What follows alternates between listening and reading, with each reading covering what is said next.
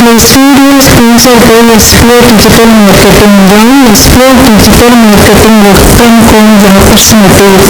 Mobile-based part-time jobs offered for students, homemakers, and job seekers. Use your free time to earn. No fixed hours. Work at your convenience. Search, share, and publish content. Simple touch. No selling or no referral. Have a Facebook, Instagram, or YouTube account? You are already eligible. Earn daily income with instant payouts. Start from day one. Send your name and qualifications in WhatsApp to 999410410 and get full details instantly. Skip பண்ணாதீங்க. பெரிய தப்பு. தினம் 300 ரூபாய் சம்பாதிக்க அரிய வாய்ப்பு. Instagram, Facebook பயன்படுத்த தெரிந்தால் போதும் content post and content publishing மூலமா தினம் 300 ரூபாய் சம்பாதிக்கலாம். இந்த வேலை செய்ய 5 நிமிடம் போதும். Work training support, group communication support, all language customer live chat support, முக்கியமா சொந்தமா ஒரு பிசினஸ் ஸ்டார்ட் பண்ற அளவுக்கு உங்களால கற்றுக்கொள்ளவும் முடியும், சம்பாதிக்கவும் முடியும். இந்த வேலை வாய்ப்பு வழங்குவது 5 வருடத்திற்கு மேல ரன் ஆகிட்டு இருக்க நம்ம தமிழ்நாட்டு company school of business organisation private limited. மேலும் விவரங்களுக்கு டிஸ்கிரிப்ஷன்ல கொடுத்திருக்க நம்பருக்கு வாட்ஸ்அப் பண்ணுங்க.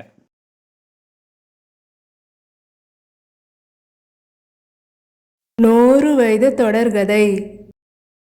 இன்னும் 4 மாதங்களில் 100 வயதை முழுமையாக விளங்கப் போகிற 10 குழந்தைகளை பெற்று வளர்த்து கொள்ளுப்பேத்தி பேரன்களை பார்த்துவிட்ட தனது தந்தையின் தாத்தாவான பாட்டனை கல்லூரியில் உடன் படிக்கும் நண்பன் வினவ் அறிமுகப்படுத்திய போது வியப்பில் ஆழ்ந்து போனான் சுகன். 30 வயதிலேயே முகத்தில் சுருக்கம் வந்துவிடும். இந்த காலத்தில் 100 வயது வரை உயிர் வாழ்வதே பெரும் பேறுதான். அதிலும் முகத்தில் சுருக்கம் விழாமல், பற்களும் விழாமல், கூன் விழாமல், கண்களும் காதும் பழுதாகாமல், யாரையும் உதவிக்கு வைத்து கொள்ளாமல் வாழும் மனிதரை முதலாக கண்டான். 60 தாண்டினாலே நடக்க முடியாமல் அனத்தல், இருமல், முனகல் என மருந்து மாத்திரைகளை விழுங்கிக் கொண்டு அடிக்கடி மருத்துவமனைக்கு சென்று கொண்டு கார்ட் ஆபரேஷன், கால் மூட்டு ஆபரேஷன், கண் ஆபரேஷன் செய்து கொண்டு பேரன் பேத்திகள் இவர் சீக்கிரம் போய் சேர மாட்டாரா என வெறுக்கும் மனிதர்களை தனது 20 வயது வரை கண்டவனை இவரது செயல்பாடுகள் மிகவும் யோசிக்க வைத்தது. இக்காலத்தில் உள்ள வாலிபரை போல வளவளப்பான முகத்தை இதுவரை எப்படி காப்பாற்றினார்? என்ன சாப்பிட்டிருப்பார்? உடற்பயிற்சி செய்தாரா? நடற்பயிற்சியை தவறாமல் தொடர்ந்திருப்பாரா என பல கேள்விகள் சுகனின் மனத்தில் எழுந்தன. 10 வருடங்களுக்கு முன் மனைவி இருந்த பின் சமையல் வேலையை தானே கவனித்ததோடு வீட்டிற்கு தன்னை காண வரும் உறவுகளுக்கும் தானே சமைத்து பரிமாறுவதில் விறுவிறுப்பாக செயல்படுகிறார் என கேட்டது ஆச்சரியத்தில் ஆச்சரியமாக இருந்தது. பாட்டையா, நான் வினவ் வந்திருக்கிறேன். சொல்லு சாமி, உன்ற சிநேகிதன் கூட்டிட்டு வந்திருக்கிறியா? ஆமாங்க, சித்த பேசிட்டு இருங்க, வாரேன் என கூறி கயிற்றுக்கட்டிலை கை காட்டி விட்டு சமையலறைக்குள் சென்றவர் 2 டம்ளர்களில் மோர் கொண்டு வந்து கொடுத்தார். மோரை குடித்த சுகனுக்கு உடல் உற்சாகமடைவது மகிழ்ச்சியாக இருந்தது.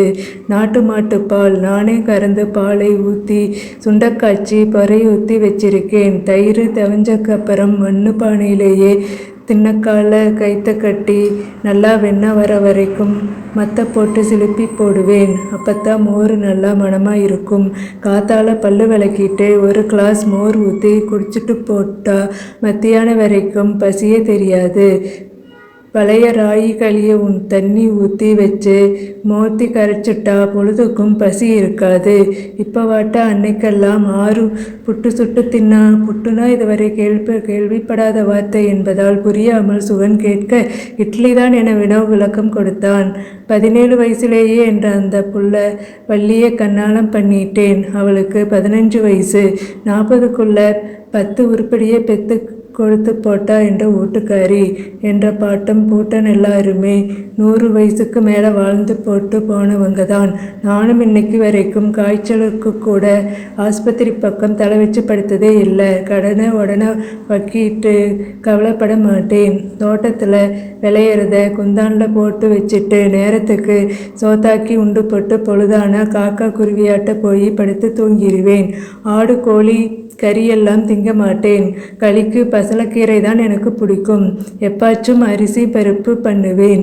நெய்யூற்றி உண்டான குணத்தியா இருக்கும்னு வச்சுக்குவே என கூறிய போது கேட்ட இருவருக்கும் வாயில் எச்சில் ஊறியது.